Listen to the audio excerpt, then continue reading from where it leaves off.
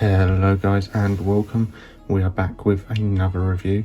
So you would have seen this guy in my top 10. He was my top 10 Marvel Legend figure.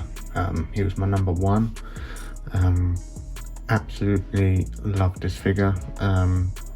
Nothing really wrong with it. Does some great photos, really gritty. It's got a real personality to it, and you know, like your normal Spiderman, you can have him swinging or jumping about, but this guy has some kind of, he has like a personality about him where he's got his gun, he's got his hat, his coat, he's just real grit, kind of 40s kind of vibe about him, and it's a really cool addition to the collection. So what I'll do is I'll go through what he came with, and then we'll get on to the actual figure itself. The actual figure is I think it's Black Panther or a mix between Spiderman and Black Panther mold, so we'll get through that. But what I'll do is I'll start with his mask. Now the design on this, really well done. He's got kind of the webbing here, and then it goes to smooth around, and the big googly eyes as well, so really nice. You can swap him, it's the same mask as what's underneath the hat there, just a hatless one I guess. It also came with this guy. I mean, he's good for the shelf, you can't really do much else with him. The minute you move his head, you kind of, that's it, you fall. So he kind of just has to be static in one place, which is okay, looks cool next to the other Spider-Man figures on the shelf. So what I'll do is just move the light a bit so we can get a closer look at this guy. Now, this took a while to get him into this pose, and that's one of the main problems with this figure. Still a great figure, but the coat on the back of him weighs so much, you really have to balance it for it to actually stand properly. So he's pretty much on his tiptoes on his back and flat on his front foot there. Other than that, I mean, if I was to move one of his feet, he'd topple over, so that's just one thing to be aware of.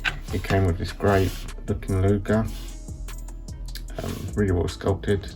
It's got a different paint, tiny different colour change on the actual handle itself, and then the rest of it is like a gun metal, like gun black metal. So right, let's get into the articulation. So his hands, well, his arms go up that far. He's not butterfly jointed either, which is a shame. His shoulders go that far forward and that far back. He has a bicep swivel, double jointed elbow, and a rotation at the wrist, and a up and down hinge as well. So that's his arm. Torso, he can spin at the waist all the way around, and he can crunch that far, which is quite far actually. I'm quite impressed with that.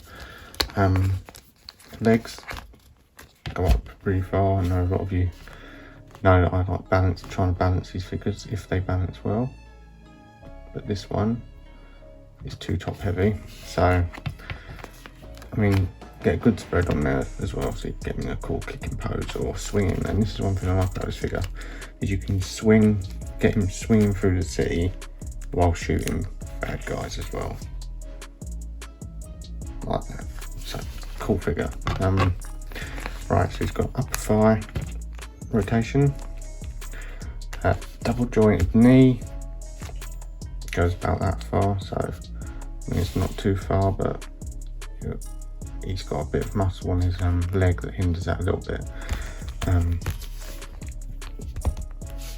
Feet go that far, and that far forward, so not too far. And obviously he's got the twisty ankle. No ankle rotation, I don't believe. No. So no foot rotation. But only comes with the 2 hands and the extra head. So you don't get too much with him. Would have been cool if he'd come with some web swinging hands, I guess. He's got his holster just here, so you can put his Luger in there if you wanted to get him just swinging through, or just have him in this nice casual pose. But other than that, a really cool figure. We'll go through the coat as well. I mean, it's pretty well sculpted. The main thing I have with this though is that they could have had a second coat you could swap out, so it went straight down rather than like outwards like this, because really you can only have him in a pose where his coat is flowing, so you can't really have him in a straight look pose, like a clean pose. So yeah, that's pretty much my only gripe with him really. I mean, other than that, he's a really cool looking figure. Looks great on the shelf along with the other Spider-Man figures, so definitely worth picking this guy up. I just went and got him on a whim, didn't pre-order him, so definitely worth picking this guy up. Probably, I'd say, easily the best Marvel Legend I've got on the shelf at the moment. Maybe others in the future that overtake him. At the moment, he is my top Marvel Legend, and definitely going to do quite a few more photos with this guy. So hope you've all enjoyed. Definitely pick this guy up if you can, and we'll see you next time. See you later.